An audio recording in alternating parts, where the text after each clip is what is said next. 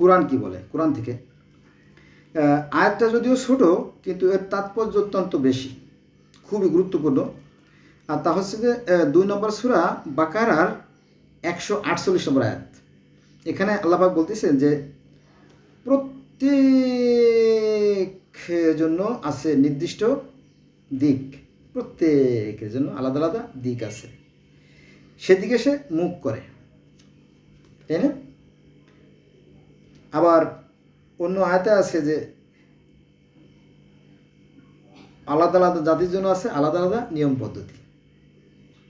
আমার মনে হয় যে এই ধরনের কিছু আয়াত আছে যেটা একটু গুরুত্ব সহকারে যদি কেউ দেখে বা পড়ে, তাহলে মনে হয় এই ধর্ম নিয়ে আর কোনো হিংসা বিদ্বেষ থাকে না। কিন্তু অত্যন্ত পরিতাপের বিষয় হলো সত্য এই যে অধিকাংশ মানুষ কোরআন হাদিস জানে না, নামে মুসলমান। এরা খুবই বিপজ্জনক পরিবারে, সমাজে, রাষ্ট্রে, সর্বত্র। এবং এরা ক্ষতির কারণ। এদের জন্মই হয় ধ্বংস হওয়ার জন্য। এরা ইহকালীনও ক্ষতির কারণ হয় এবং পরকালেও এরা ক্ষতিগ্রস্ত হবে, কোনো সন্দেহ নেই।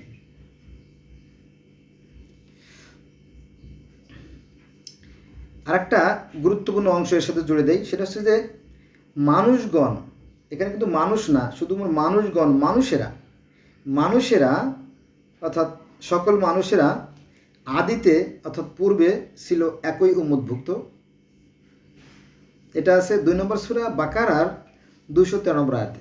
তাই যদি হয়, তাই না, তাহলে আর সমস্যাটা কোথায়? সমস্যা থাকার তো কথা না, তাই না?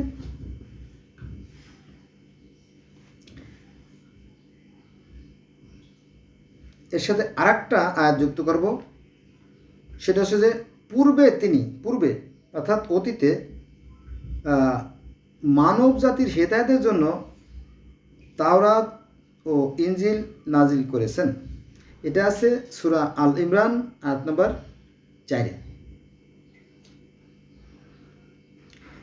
এখন আমরা আরেকটা আয়াত এর সাথে যোগ করব, সেটা হচ্ছে যে কোরআনে বলা আছে যে আসো সেই কথায় যা তোমাদের মধ্যে আমাদের মধ্যে এক এবং অভিন্ন। আপনি কি কখনো মিলেই দেখছেন যে কোন আয়াতগুলোর সাথে মিল আছে আর কোনটাগুলো মিল নাই? দেখছেন? দেখেন নাই। আপনি জানেনই না ধর্ম কি, অথচ আপনি বড় ধার্মিক হয়ে গেছেন, তাই না? এগুলো বিপজ্জনক। আপনি যদি না জানেন, না জেনে শুধু বিশ্বাসের উপরে বিশ্বাস করে যদি আপনি চলেন, তাহলে এটা ধর্মবিরোধী কাজ। কারণ এটা নবী মুহাম্মদ সাল্লাল্লাহু আলাইহি ওয়াসাল্লামের বিরুদ্ধে যায়। কারণ কি, নবী মুহাম্মদ সাল্লাল্লাহু আলাইহি ওয়াসাল্লাম বলছে যে যদি তোমরা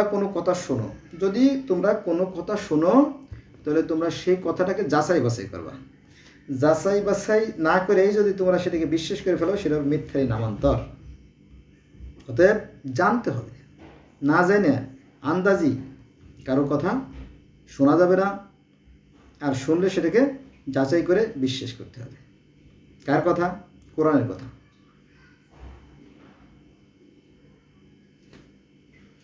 এটা আছে আপনার সূরা আল ইমরান আয়াত নম্বর 7।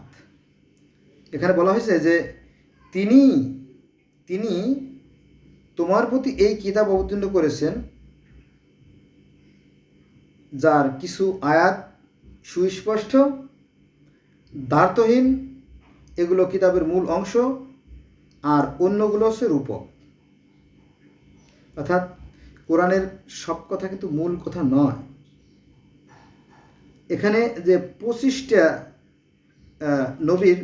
জন নবীর যে কাহিনী আছে, এই কাহিনীগুলো মূলত উপমা উদাহরণে ভরা। এটা মূল কথা না। মূল কথা হচ্ছে যে সৃষ্টিগত বিশ্বাস রাখতে হবে এবং সৎ কাজ করতে হবে, এটা হচ্ছে মূল কথা। আর এগুলো কেন? এগুলো হচ্ছে বাস্তব উদাহরণ, উপমা। দেখো, ওই জাতি অন্যায় কাজ করছে, তাদেরকে আমি ধ্বংস করে দিয়েছি। ওই জাতি ধ্বংস করছে, তাদেরকে আমি এইভাবে ধ্বংস করেছি। অমুক জাতি তারা এভাবে অন্যায় করতো, তাদেরকে আমি এইভাবে ধ্বংস করে দিয়েছি। এই যে অসংখ্য নবী রাসূলের যে সময়কার যে ঘটনাগুলো, এটা কিন্তু বাস্তব দৃষ্টান্ত। এগুলো থেকে আমাদের শিক্ষণীয় আছে অনেক কিছু।